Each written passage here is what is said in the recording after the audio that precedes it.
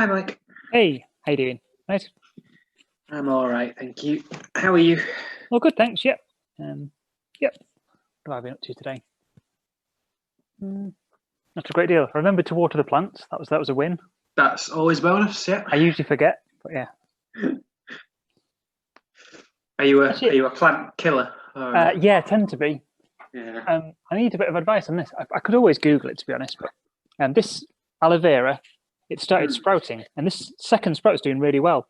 But I don't really know. Do I cut it off, or do I tear it off, or how do I separate? Because it looks like they need to be separated. To be honest, Kate is the one to ask about the plants rather than me. Okay. But she'll be here very shortly. Like I say, I can always Google it, but always best to ask people who know what they're doing. She does. Yeah, she plots them fairly frequently. Mike's asking a question about an aloe vera which has sprouted a baby, whether he should cut it off or just tear it off or whatever to plant it separately. How big is the baby? I'll show you. So that's the main plant, and then let's say a couple of months ago, it sprouted this little, quite big one here. It's got maybe 1, 2, 3, 4. It's got about 5 things coming out of it. So I would hold it near the bottom of the stem and sort of wiggle it, and hopefully it'll have roots on. Okay. Oh, great. Okay, I'll do that tomorrow. Or maybe like take the whole plant out of the pot and then sort of try and wiggle them apart, because aloe vera doesn't root well from leaves. You need to have roots on the baby. Okay. Oh, fab. That's good to know. Thank you. Okay, I'll give it a try this weekend.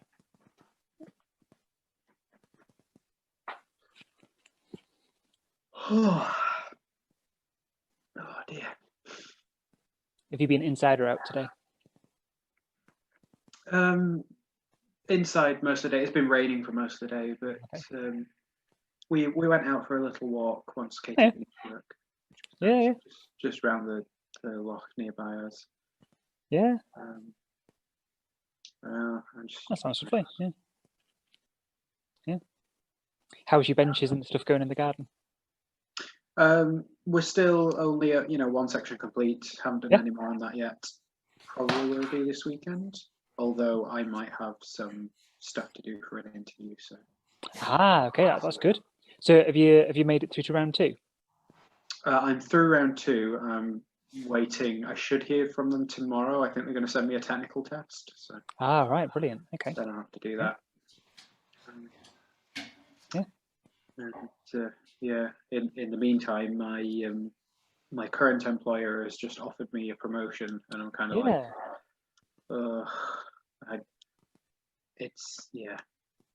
I don't know if I want the job. We'll see. I have to answer them by tomorrow. I see. They've asked you to. They've asked me. Yeah, that's right. Okay. Tricky timing, that, isn't it? Yeah.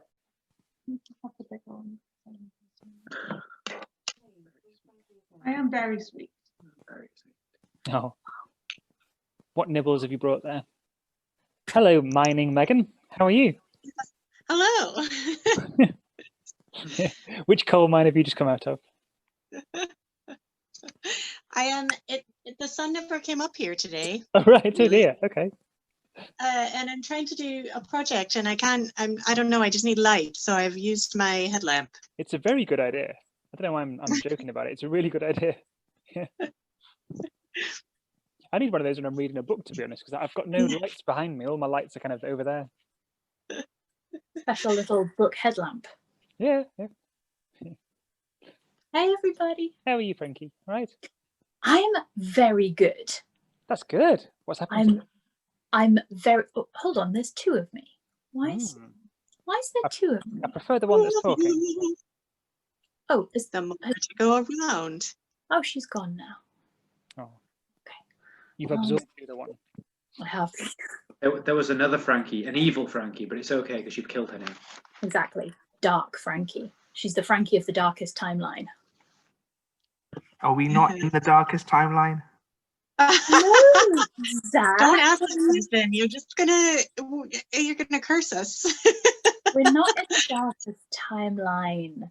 It could be a lot worse things for me personally, because I've had a lovely day.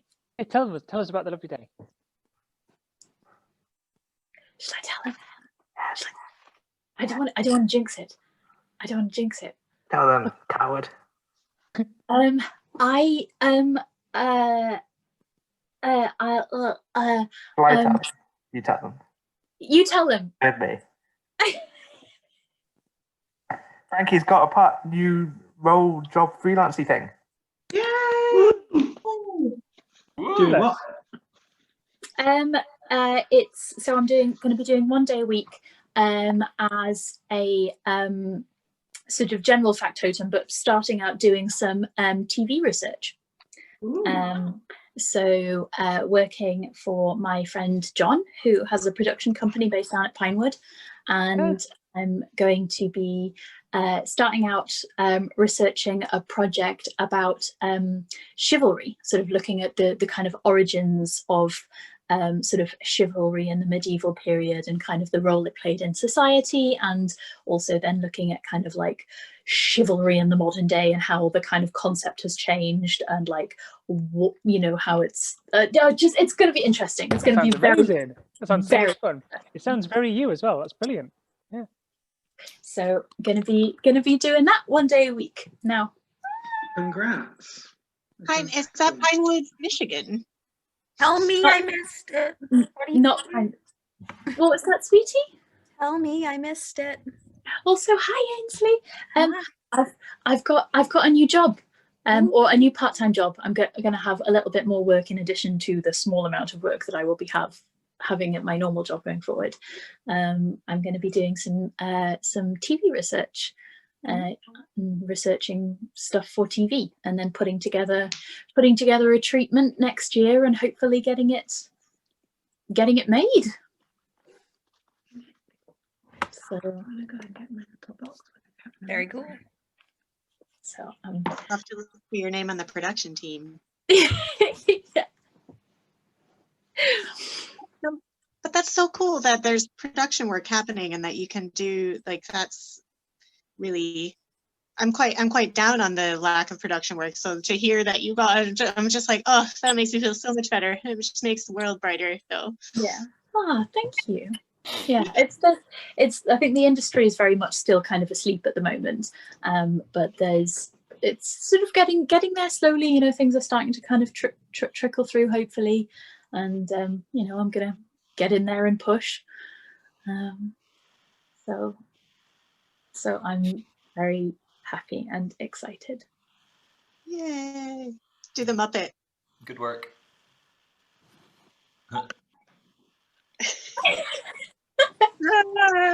You have to like talk with only using you have to keep your jaw. You have to talk like this. Yeah, sorry, I'll turn that off.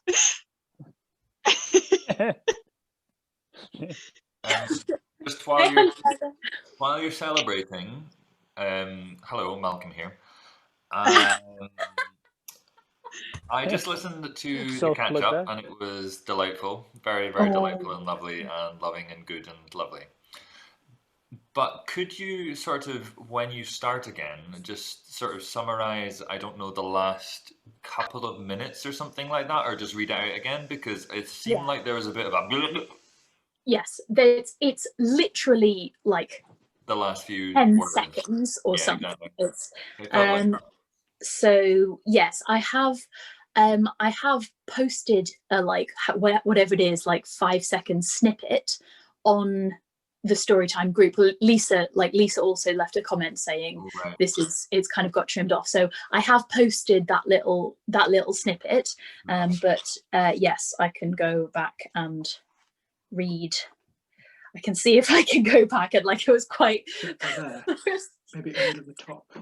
Yeah, I don't know quite how I'm gonna like jump right back into that, but I mean, just to say the words as well, rather than... I will do. Yeah, I mean, like I'll not read it like a dead robot. Exactly. But yeah. The emotional impact has already been felt. Yeah. What time are we on, by the way? 2 minutes. 2 minutes. Okay, fine. That is fine. We are on the time for me to channel Phantom of the Opera. What? I am finally using for the first time, which is very embarrassing, the personalised sealing wax kit which Nick got me for Christmas a couple of years ago. So I have my own sealing wax stamp. That is so and a little scoop to melt the wax in. That's so exciting. Hey, hey, Carmen.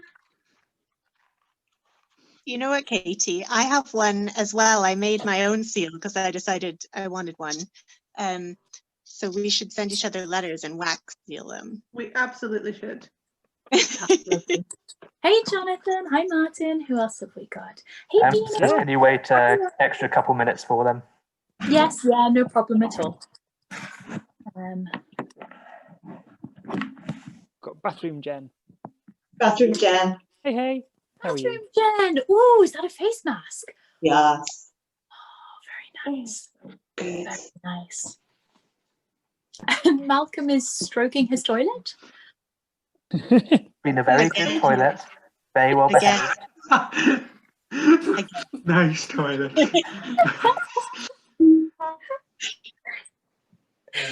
You can't really say that you do your toilet until you've, stroked it for a while.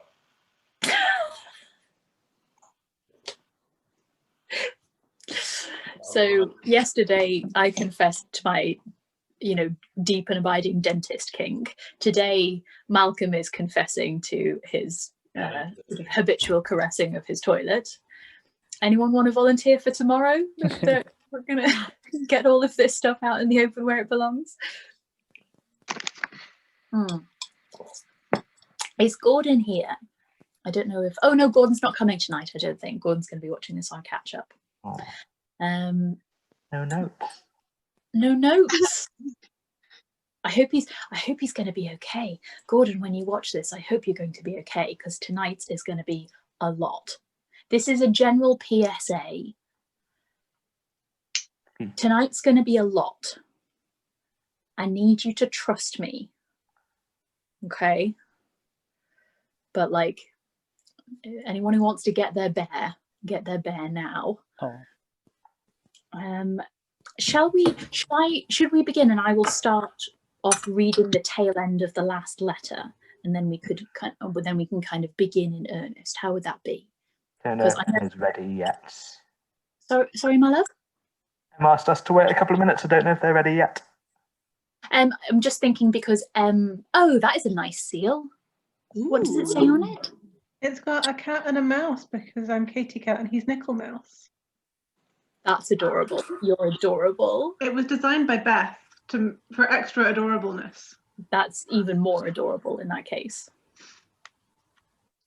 Yeah, M was here last night, so they have heard the end of this letter. So how about I mute y'all, read the end of the letter, and then we see if M is about, and then if they are, then we can begin. How's that? So for people who may have just joined, I'm just going to quickly mute you all. So the recording that I put up today of last night, for some reason, cut off the last 10 seconds of the reading. So for the people who were watching on catch up, I'm just going to go from where it cut off. So this is the last two, short paragraphs of the last letter we read.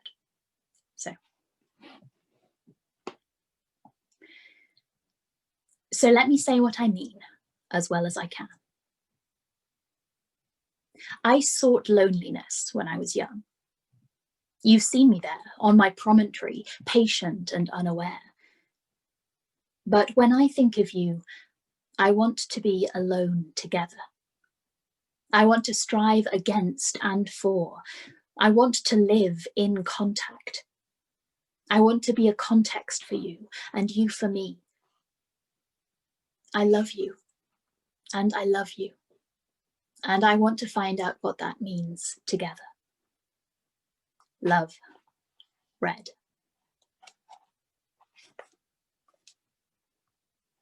The end. Everybody go home. Tonight's episode is over. Y'all can unmute yourself if you want, because I do not believe Em is back. I'm back. You're good. Em is back. Hi, Em. Okay. Oh, thank you for waiting. No problem, sweetie. Yes, just in case anybody missed it, tonight's going to be quite a hardcore episode. I hope that's okay. I love you all very much. Now, what do you mean by hardcore? Like, it's going to be quite it's going to be a lot of emotions happening. Is it going to be a roller coaster? Yeah. So grab 1 or 2 boxes of tissues now. 2? Definitely 2. Definitely 2. So. Yeah, if any complaints can be directed to Zach, my social secretary. Right now.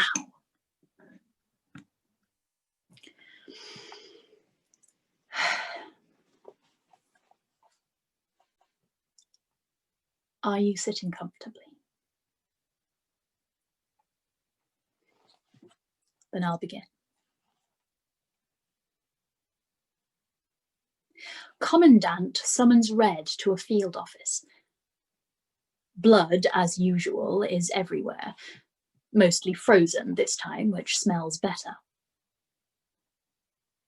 The agency has chosen a Russian front close to the main braid, where the Nazis have some trick of raising the dead. Nothing supernatural, but nature has strange forms 20th century scientists rarely guess.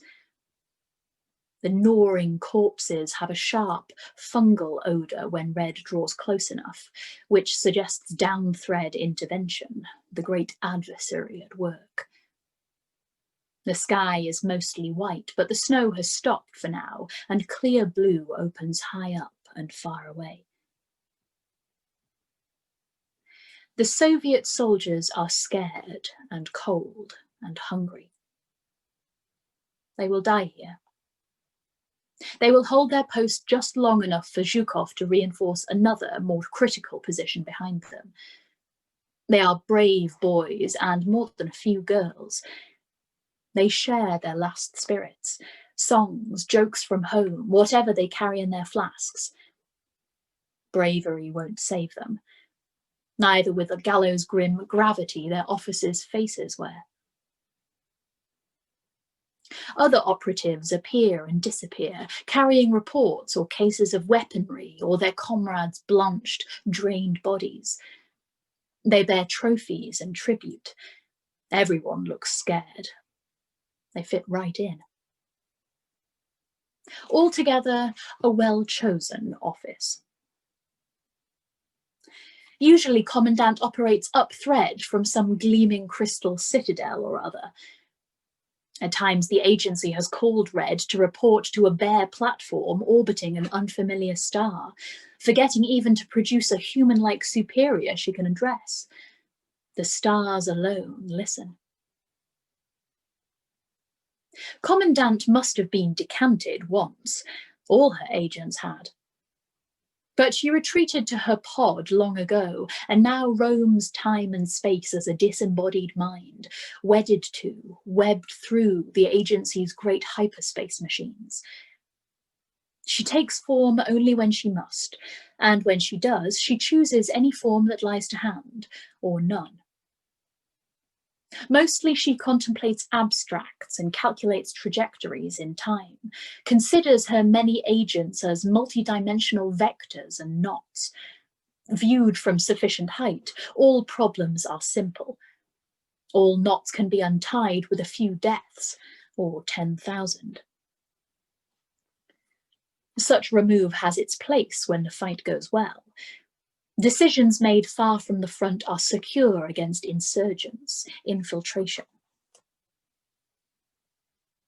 Passing corpses, Red wraps herself more tightly in her coat.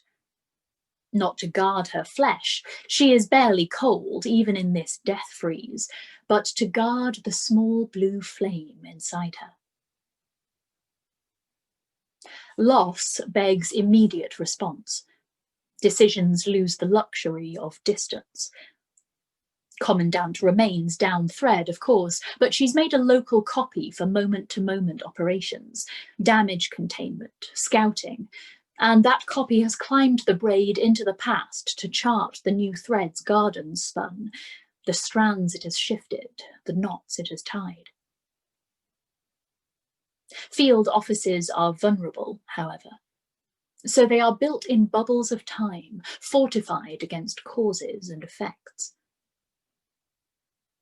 Red walks past 3 men struggling to restrain their fallen, infected comrade, past the doctor trying to stitch a cold-numbed wound with freezing fingers, and she knows that whatever happens here, all this will pass, and all these people die. Fitting. Red ducks through the flap of the command tent. Commandant stands before her, in the form of a big woman in an army uniform, wearing an apron with bloody pliers in one hand. She holds them as if she is not used to holding things. Adjutants cluster near, bearing their reports on clumsy period tech, paper, mimeograph, map. A man sits unconscious, tied to a wooden chair, naked, bleeding from the mouth. The tent is warmer than outside, but it is not warm enough. His half-open eyes are lapis deep. Red salutes. "Get out," Commandant tells her staff, and out they go. The man remains. He does not make a sound. Perhaps he does not notice, or he hopes they will not notice him. For all practical purposes, they are alone. Red waits. Commandant paces. Her hands are bloody, and she does not seem to notice or care. Stolen worry lines her face. Those lines belong to the woman whose body Commandant now rides, but they suit her. The war has turned hard. Red imagines how those pliers would feel in her own mouth, closing around her own molars or canines, and decides, if that's how this goes, fine. She keeps the flame inside her safe. "We're in bad shape," Commandant says. Long, careful work on the adversary's part, traps up, thread and down, all executed by a single operative, triggering a cascade. I'd call it brilliant if it hadn't put us so far on the back foot. But we count our blessings. Their new braid is weak. We can unpick it. And we will. Commandant glances over, seems surprised. At ease. Didn't I say at ease? Red stands at ease. Commandant's uncertainty on so small a point as this worries her. Should she be worried? Isn't she a traitor now? "We've plotted a solution through math and cruder methods." She sets the pliers on a table, takes up a piece of paper and offers it to Red. "Do you recognize this woman?" It is not easy to remain at ease. She takes the paper and makes herself look at the charcoal drawing the way someone would if searching their memory for a face glimpsed across a battlefield, then forgotten. It occurs to Red, as she ponders the face that dwells within her dreams, that this is longer than she has ever dared to watch this particular face in person, or even to linger on her memory. The man in the chair whimpers. Red doesn't blame him. What does Commandant know? Is this a trap? If they knew, wouldn't they kill her? Or do their plans run deeper? "I recognize her," she says at last. "From the field. I saw this face in the battle at Abragast 882. She has others." But always there's a similar stillness about the eyes and a cruel, clever twist to the mouth. She shines through. Red does not say that last part. That's where our observers took this likeness. The tent suddenly feels colder than outside. Observers. How long? What have they seen? She remembers her battle with the shadow. I take it this is the operative who triggered the cascade and set it. Effective and dangerous. As dangerous as you in her own way. An opening. I'll raise her to the top of my target list. And we will hunt and hunt in turn. Turn over the drawing, Commandant says. When Red took the paper, its backside was blank. Now it holds a multicolored snarl she is far more used to visualizing in 3 dimensions. She blurs her eyes, crosses them slightly, and topology emerges from the multicolor mess. A green thread, which she thinks should be blue, runs down the core of the braid, but it swerves here and there to intersect another, which is grey and should be red. How much ignorance can she fake and remain convincing? I don't understand. So far as we can trace it, her paths up thread and down have formed this new braid's core. But in these deviations, well, this grey line represents your own course. We faced each other at Abragast 882, Red says. Also, I think in Samarkand. What else would Commandant know? She sees through abstraction, tension, weight, through propositions and counterarguments. Beijing. How can Red explain away this topology that brings her time and again near blue? She thinks and tries to look like she is not thinking. You mistake me, Commandant replies. We believe your paths have crossed because she has gone out of her way to cross them. Often subtly, up thread or down, alterations so small as to be almost undetectable. What are you saying? She knows what Commandant is saying, but she also knows what part she has to play. This operative has been grooming you. Her behaviour suggests a fondness for grand gesture. You are being played. Subtly, perhaps so subtly you do not realise it yourself. Her masters want a weakness in our ranks. It could be true. It's not, but it could be. She knows it's not. She does. I'm loyal. This is not, as a rule, something loyal people say, but Commandant is too lost in thought to notice. We believe she wants to turn you. She's seeding dissatisfaction, little sense details you might not even notice. She is not trying to kill you. We have scanned you and found you clean. When was the scan? Who delivered it? What else did they find? She is waiting for you to make an overture, to ask her a question, to initiate contact. Something so subtle it could plausibly escape our observations. That message is our gate. Through that, we strike. Outside, a lone artillery piece fires for some reason. Red's ears ring. The man in the chair moans. Commandant does not flinch. She does not know she's supposed to. Red does not feign stupidity before this woman, but she needs the time an explanation will buy her. What do you suggest? Are you familiar, Commandant asks, with genetic steganography? This is one of those questions Red is not expected to answer. Our finest minds will help you craft the message. We will end her and end the threat. Without its linchpin, our adversary's recent work will be easily unpicked. You are critical to the war effort, Agent. Commandant takes a sealed letter from the desk and offers it to her. She holds the letter too tight since she's unused to having hands. Red accepts. Bloodstains linger on the envelope, and the paper's dimpled and creased with the strength of Commandant's grip.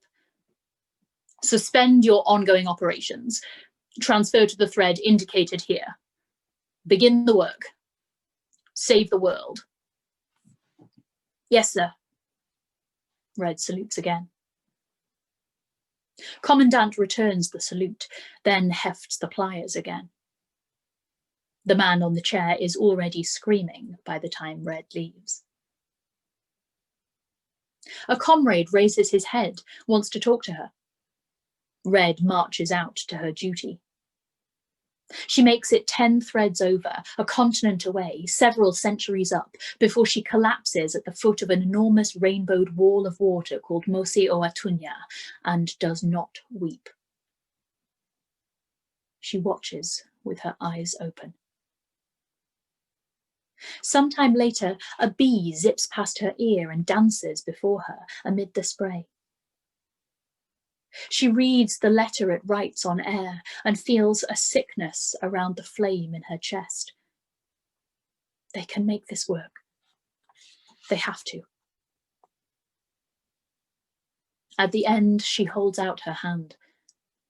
The bee settles on it and jabs its stinger into her palm. Later, when Red is gone, a small, uncommonly adventurous spider seizes the corpse. Then, when the spider's eaten its fill, Seeker eats the spider. My heart's own blood. I dance to you in a body built for sweetness, a body that tears itself apart in defense of what it loves. This letter will sting you when it's done. Let it, and read a postscript in its death throes.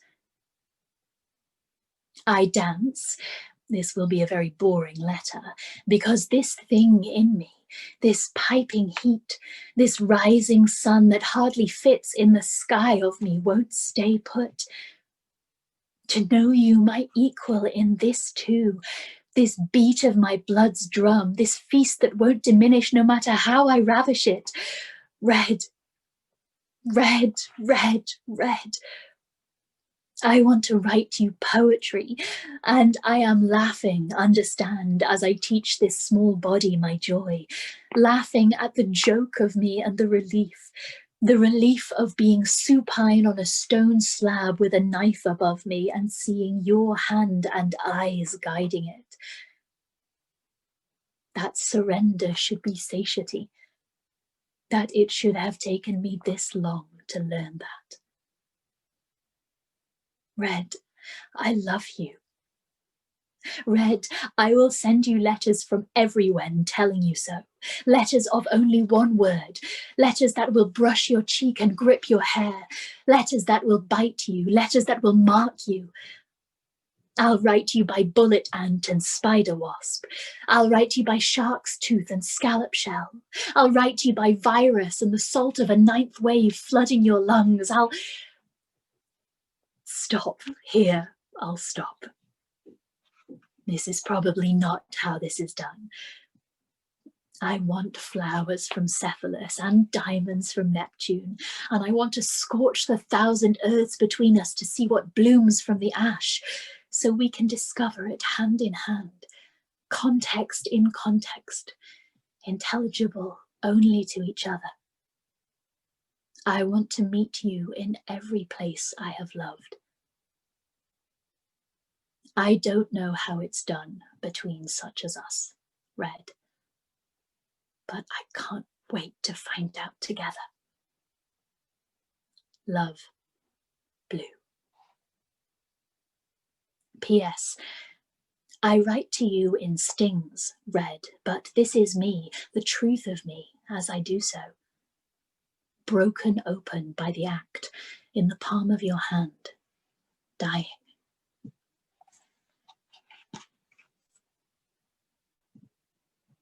If Blue were less of a professional, she might sing as she slices the throat of her mark, tucked comfortably beneath Hotel La Licorne brocade bedsheet and silk sheets she is almost sorry to spoil.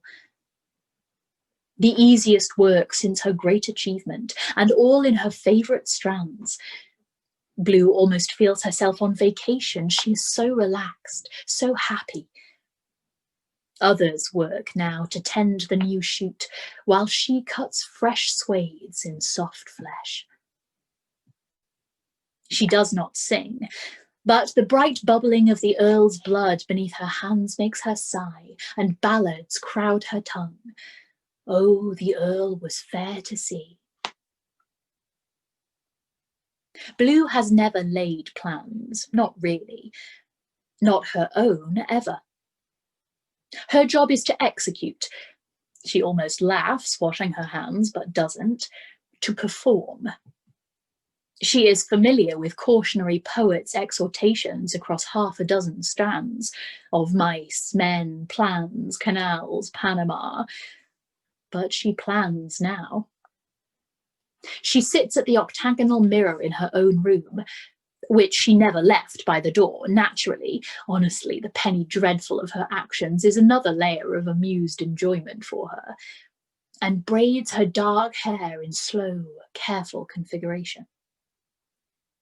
She lays a circuitry of colour over the strands, raises a map out of them, and thinks of surfaces, of opposites that match, of the breathtaking reciprocity of a reflection. She curates, idly, scenarios in which to receive and deliver conversation as one hand crosses another. She has one, which is not an unfamiliar feeling. She is happy, which is. She takes the stairs to meet her alibi for a drink, smiling, already thinking ahead to the cognac she glimpsed earlier in the day, the reddest one, and how it will fill her mouth with sweet fire. Garden looks out at her from the alibi's eyes.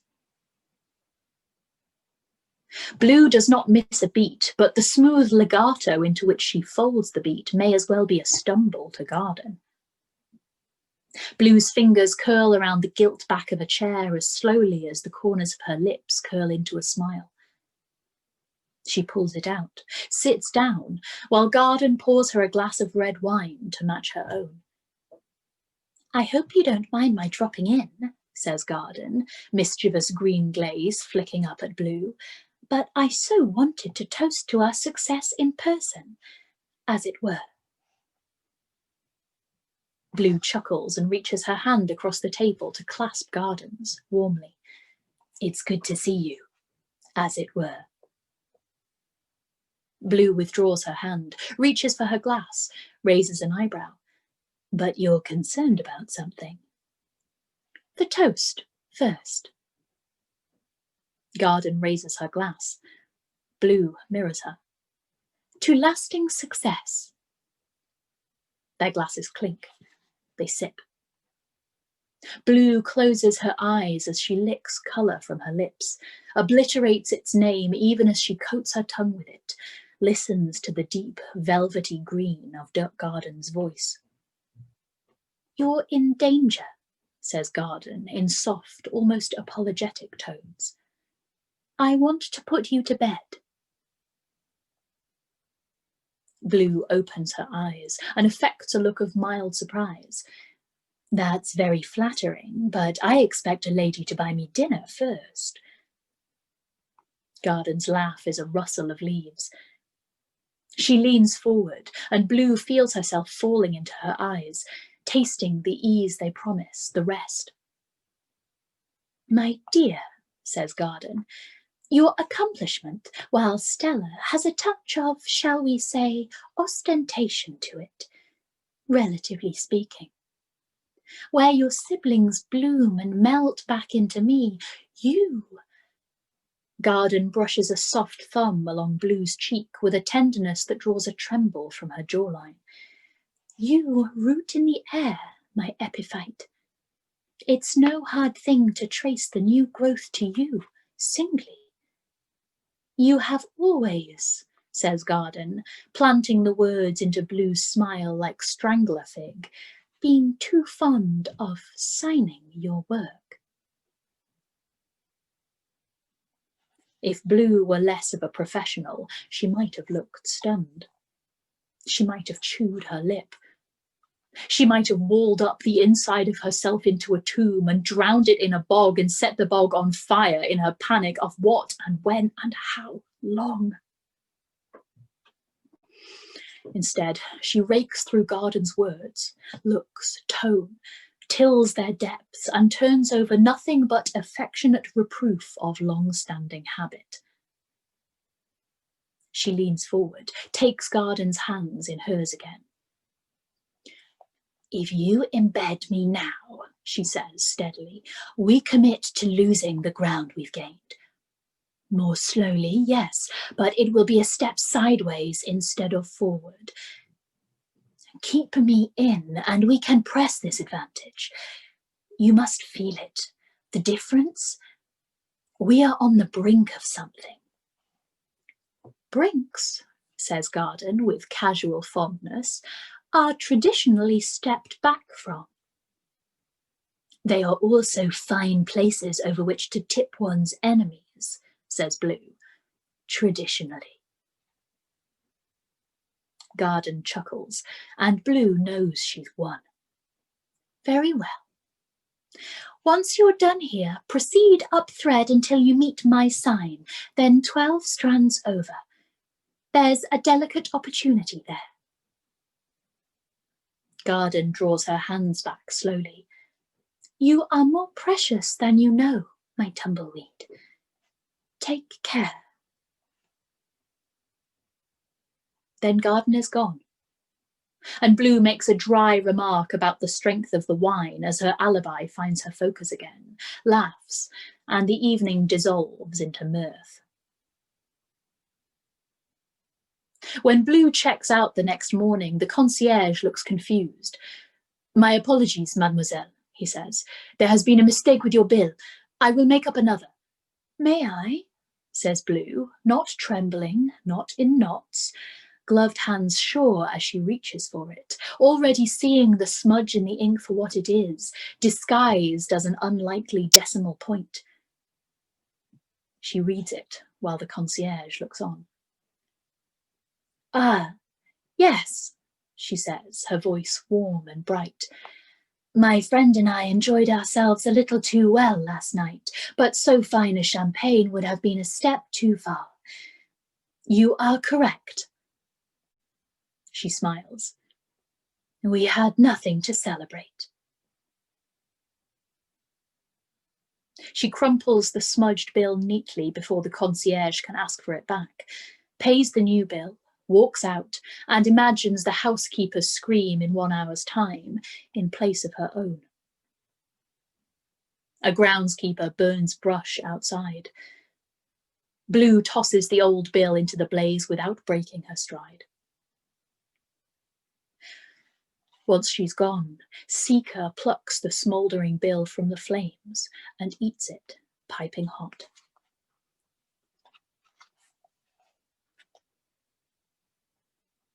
Dear Blue, I can't. Fuck. In haste. They know. Not everything, not yet. But they know you. Your hammer blow, your trap, your triumph, your emergence. You hurt them bad and they won't let you have another shot. Not ever. They know you're close to me. Somehow they mapped us, our earliest beginnings, in spite of all our care. They don't have the letters, I don't think, just your interest, our nearness in time. They feel it through the strands, like spiders. They think you want to turn me. Did you, once? Was that why you reached for me at the first, whatever we've become since? They think you're waiting for me to contact you, to send you a letter. I can't even laugh. They have machines to rewrite the code of cells, to turn proteins the wrong way round. They've never met you, they've never read you, but they know you well enough to break you if you let them in. And they think if I send you a letter, you'll... I can't write it out. I can't fucking... They're so smart and so dumb. Your letter, the sting, the beauty of it, those forevers you promise. Neptune, I want to meet you in every place I ever loved. Listen to me. I am your echo. I would rather break the world than lose you. I see one solution. It should be easy. Let me go, and I'll let you. I will write their letter. Send it. Do not, under any circumstances, read what you next receive from me. When you do not die, they will see the gambits lost. Perhaps your interest in me was a feint. Perhaps I wasn't yet right for you. Perhaps you spotted the trap before it sprang. Perhaps Commandant was wrong. She has been wrong before, and so have the machines. Just don't read what I send you after this. Don't answer. And we go our separate ways. I hate it. I never hated before like I hate this. With all you are to me and all you'll always be, we can't just go. We can't just walk away. But I will, if it leaves you living. I will watch you. They will watch you and me closer than ever now. We can fight. We can chase each other down through time like we did for centuries past before I knew your name. But no more letters. No more of this. That I should die, fine. I signed on to this war to die. I don't know if I ever told you that before. But that you should die. That you should suffer. That they should unmake you. I love you. I love you. I love you. I'll write it in waves, in skies, in my heart. You'll never see, but you will know. I'll be all the poets. I'll kill them all and take each one's place in turn. And every time love's written in all the strands, it will be to you. But never again like this. I am so sorry. If I had been stronger, faster, smarter, better, if I had been worth you, if you would not want me to curse myself this way. You'll have to burn this. I hope you can keep it. I keep the memory. I imagine your hands on the paper. I imagine your fire. I wish I could hold you. I love you. Ah.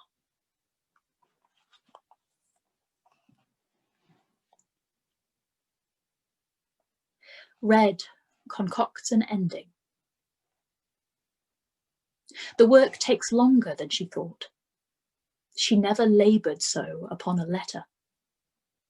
Day by day she sleeps in the white room and wakes to whiteness and showers alone. Then the experts arrive to help her brew the poison. The experts rarely speak, and never with her. They wear decontamination suits with faceplates in the lab, while Red goes barefoot. They arrive in the morning and leave at night. Red stays. She peers behind the faceplates while the experts work, and whenever she can see them, they are beautiful and composed, like a house where no one lives, but which a staff cleans daily. She does not think they always looked so calm. Commandant has hallowed them for this purpose.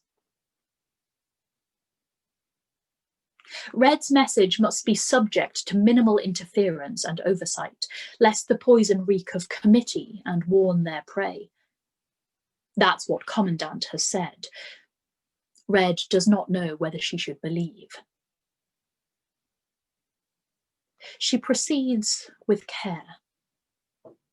She never weeps. She does not curse the empty walls of her empty lab, even after the experts have gone home. She does not want to risk Commandant listening.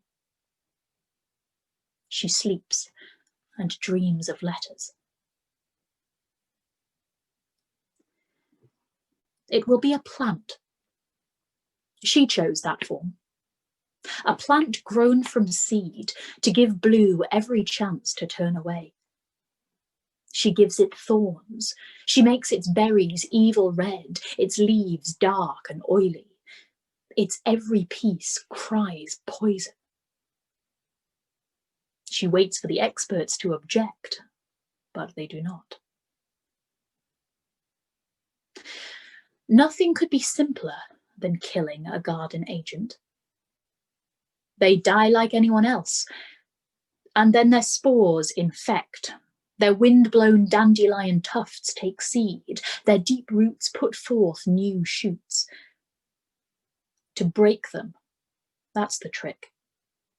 A brew to snap the chains of memory, tangle the germline. It must be targeted with care. They have samples of Blue, bits of blood on slides, a strand of hair that might be hers. Before Red can devise a way to steal them, the experts drop them in the pot. This is a letter of death. It will lack meaning to any but the intended recipient. Its killing words will lace through Red's message, hidden until the charm's wound up. Steganography, hidden writing, writing inside other writing. She writes on the first level a simple enough note, the note Commandant expects her to write, an expression of interest, a temptation and a dare, not unlike the letter Blue wrote her back then. She thinks, do not read this. She remembers how it felt so long ago to taunt her, to rejoice in victory. Blueberry, blue dabadee, mood indigo. She tries to channel that memory against all that's happened since. She can't. She thinks, some time traveller I am. Blue won't fall for this. She will listen. She received the letter. She will understand. She must. The only future they have is one apart and together. They lived for so long without knowing one another, warring through time. They were separate. They did not speak, but each shaped the other, even as they were shaped in turn. So just go back to that. Why not? It will hurt. They've hurt before to save each other's lives. But there is another path. One she cannot bear to chart, and yet she must, because while Blue is subtle, she is also bold, and this may be the last chance Red will have. So when the experts have left, she hides another message in the message they have hidden inside hers. She frames new meaning in the poison lines and hides it so the text won't notice, so even Commandant won't see. She hopes. Steganography is hidden writing. You hide a message in a crossword puzzle, a novel, a work of art, in the dapple of a dawn river. Even your hidden message can hide other messages deeper, as here. Eat one of the berries Red has made, and you would find a simple message, and inside that message, the poison. And inside the poison, farther down, legible only as in death, she hides another letter. A true letter. To think of this letter being read sickens her, but she writes it anyway, because whatever happens next, this is the end. Because it is the end, she cannot resist the urge to make this deadly thing beautiful. The seed has its luster. Growing, she lends it fragrance. Blossoming, she grants it colour, depth. Burying, she gives it shine and taste. Even its thorns are wicked art. She signs her death with love. She must, even now, give Blue something worthy of her. Blue will not read it. She will spot the trap. All will be well. And they will go back to how they were before. Nothing need change, though everything has. They can make this work. When it is done, she sleeps, restless. The next day they close the lab. It's due to be destroyed. A bomb, a footnote of history. Red watches the explosion. She was ordered to save no one. She saved a few anyway. What deaths history could spare. In the blooming dust, she reads a letter. She walks away. Later, a shadow moves among the ashes, eating. Dear Red.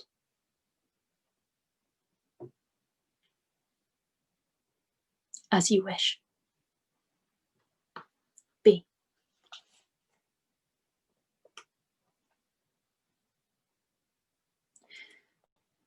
Blue stands among the groundlings, watching players strut and fret their hour upon the stage.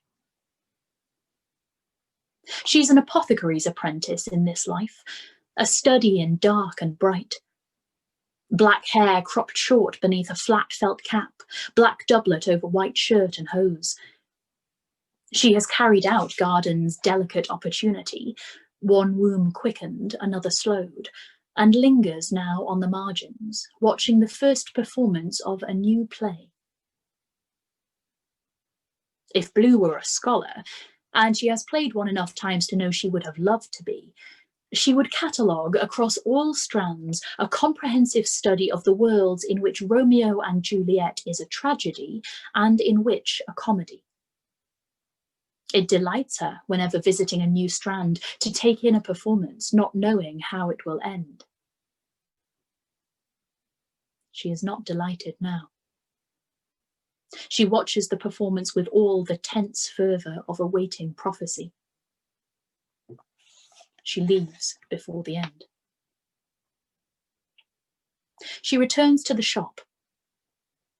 A plant, a curious cross, her master said, between hemlock and yew, sits potted near a window. Dark, oily leaves, viciously elegant thorns, berries red as the half moons she digs into her palms every time she looks at them. The letter is beautifully composed. She is not. This, more than anything, infuriates her. She has grown it dutifully from a seed, oddly marked, misshapen, glinting blue in a paper packet of pale browns. She has watched for a year, while she coaxed life into one belly and banished it from another, its mocking growth into a promise never kept, a sheet of music never played. The plant is written in an obvious geomantic script, a kind of crude binary culled from Levantine manuscripts. The number of needles and berries on a branch form divinatory figures, conjunctio, puella, whose names can be easily parsed for a more elaborate alphabet. Dear Blue, I've thought about your proposal but need a demonstration of trust. It's risky for me to communicate with you, so I've disguised the real letter as poison. Consume it and you'll know when to meet me and where. It doesn't even sound like her. The thought of some grey-faced agency hack hovering over Red's shoulder as she writes fills her mouth with helpless fury. In dreams, sometimes, Blue sees herself straddling the goon, punching their face into pulp, except her hands keep slipping off, sliding away, and she can't land a hit. And the goon laughs and laughs until a plant grows out of their mouth and says Blue's name. On her good days, she pricks her fingers experimentally on the thorns and thinks of spindles.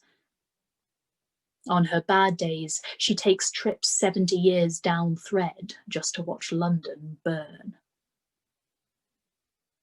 Today is a very bad day. A berry dropped. She nearly screamed. Suppose it were a paragraph, and picked it from the soil, held it between thumb and forefinger, placed it on her palm, made certain it hadn't been pierced on a thorn, lost an ant's sip of juice. It wasn't yet time, she thought. A year is nothing.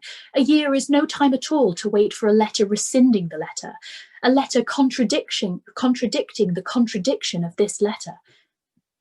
The deadline for the reply is written in the plant's own mortality. Truth be told, Blue is insulted. How obvious, how unsubtle. Red said not to read her next letter, and here it is, announcing itself as poison as a test of Blue's interest, of Red's success. If Blue eats it, she'll die.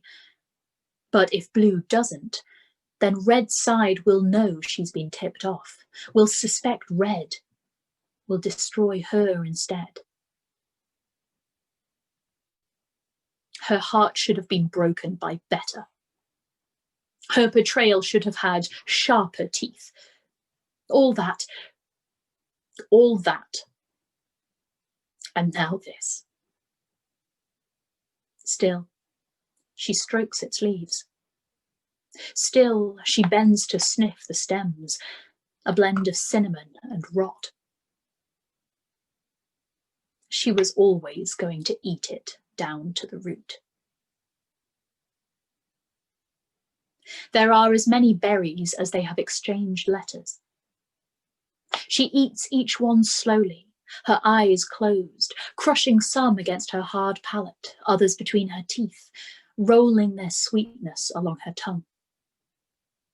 They have bitter, varied aftertastes and the numbing properties of clove, frustrating when the thorns begin to tear into her cheeks and throat. She wants to feel everything. She thinks of ortolan as she chews the plant's fibres, considers draping her head in white cloth for closer communion. She wipes bright blood from her lips and laughs, softer and softer, swallowing every stroke of flavour. She thinks, loathsome in its own deliciousness. She wipes tears from her face and feels them mix stickily with her blood. She thinks she feels, stirring in her, a counterclockwise twist against her being. She rises, washes her face, washes her hands, and sits down to write a letter.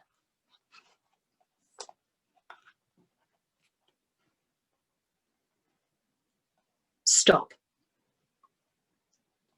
Blue, I mean it. I love you, but stop. Don't read this. Each word is murder.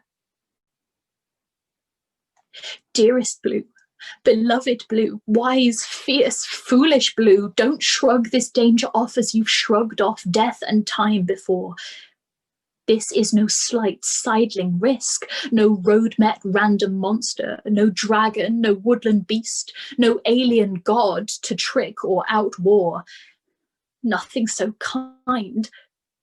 These are words meant to unmake you and well wrought. You'll have no second coming after this. Put the letter down. We'll have each other still as memories and rivals. We'll confront ourselves in the chase through time as it was when I first learned the shape of you. We can still dance as enemies. Just stop now and live and love and let be. Stop, my love. Stop. Find a purgative, a hospital, a shaman priest, one of your healing cocoons. There's time. Barely. God damn it, stop. Each line I write, I must imagine you reading, and imagine what has made you read so far, ignoring my advice as your body revolts and poison claims you. It twists in my guts. If you have read this far, I am not worth you. I am a coward. I let them use me. If you have read this far, I have been made a weapon and they have plunged me into your heart. I am so weak. Give me up.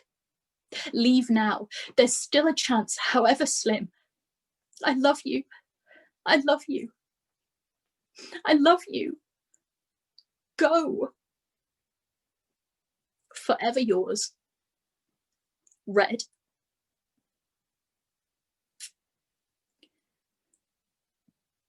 And yet you're still here, aren't you? Immune to my ruses, Indigo. I hoped you would leave and save yourself, but you remain. I think I would too. I hope I would be that brave, if you are. That we each would give up as much to read the other's last few lines, written in water and forever. I love you. If you've come this far, that's all I can say. I love you, and I love you, and I love you. On battlefields, in shadows, in fading ink, on cold ice splashed with the blood of seals, in the rings of trees, in the wreckage of a planet crumbling to space, in bubbling water, in bee stings and dragonfly wings, in stars, in the depths of lonely woods where I wandered in my youth, staring up, and even then you watched me. You slid back through my life, and I have known you since before I knew you. I know your solitude and poise, the clenched fist of you, the blade, a glass shard in Garden's green glowing world. And yet you'd never fit in mine. I wish I could have shown you where I'm from, hand in hand, the world I set out to build and to protect. I don't think you would have liked it, but I want to see it reflected in your eyes. I wish I could have seen your braid.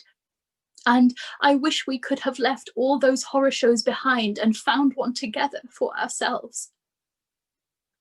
That's all I want now. A small place, a dog, green grass, to touch your hand, to run my fingers through your hair. I don't even know how that feels, and you're... I'm sorry. No. If we're this far, if you've been that selfish, I did not mean that. I would have fought you forever. I would have wrestled you through time. I would have turned you and been turned. I would do anything. I have done so much and would have done as much again and more. And yet here I am, a fool, writing you one last time. And here you are, a fool, reading me. We're one, at least, in folly. I hope you never read these words. I sicken to write them. I know how it will hurt you to reach this far. It is always too late to say what must be said. I cannot stop you now. I cannot save you. Love is what we have against time and death, against all the powers ranged to crush us down. You gave me so much. A history, a future, a calm that lets me write these words though I'm breaking. I hope I've given you something in return. I think you would want me to know I have. And what we've done will stand, no matter how they weave the world against us. It's done now and forever. What will I do? Sky? Lake? What? Bluebird, iris, ultramarine, how can there be more when this is done? But it will never end. That's the answer. There is always us. Dearest, deepest blue. At the end, as at the start, and through all the in-betweens, I love you. Red.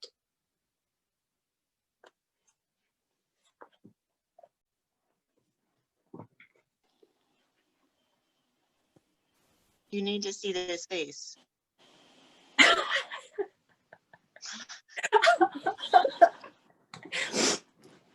I'm so sorry. Oh, Frankie. You okay? What's Zach's address? What's Zach's address? You said to complain to him.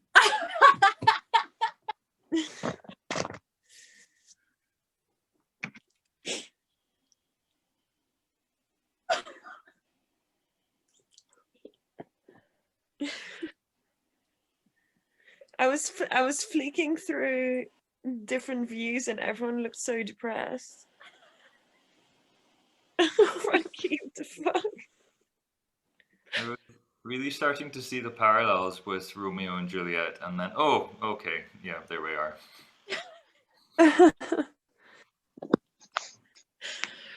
You all right? Em, are you okay, sweetheart?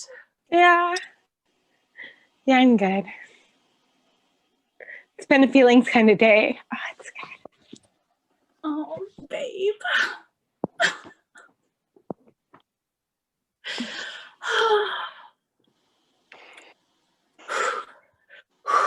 You kept together while I was reading it?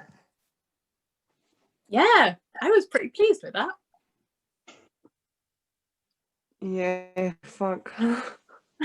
You look so happy with yourself. Yeah. You look so proud. Because I finally learned to cry on cue. Do you know how long I've been trying to master that? I thought it was more like you were struggling not to break into tears while reading that part. No, that was all very intentional. that was all, it's all very like very manipulative. Yeah, very manipulative. Yeah. At one point I was like, oh my God, Frankie's face. Oh my God, Frankie's face. I was stretching, but I need to just look at Frankie's face now.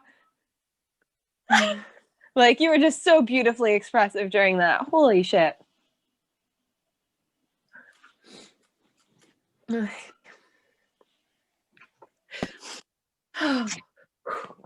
Last night, tomorrow, and I asked you to trust me, and you still just have to trust me.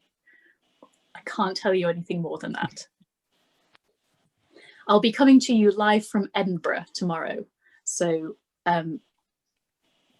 Martin will be there to kick my ass if required at the end. Is there like a good food or drink that we're gonna do for the finale for this one? I feel like costumes would be quite difficult, but Yeah. It was like I mean, poison. Red or blue? poison? Purple. red, blue, purple. Food, blue Red, blue, food. purple. Yeah. Yeah. Maple syrup. Maple syrup, honey, Nice wine. broken glass. These things. My favorite smoothie. Yeah. Burned receipts. It doesn't matter because it's all just going to taste salty. eat something absorbent that you can wipe your tears with. I thought you were gonna say eat something sweet to complement it. Also that. Sweet and salty popcorn. Oh, we should say Just goodbye like to a tub of ice cream. Oh yeah, tub of ice.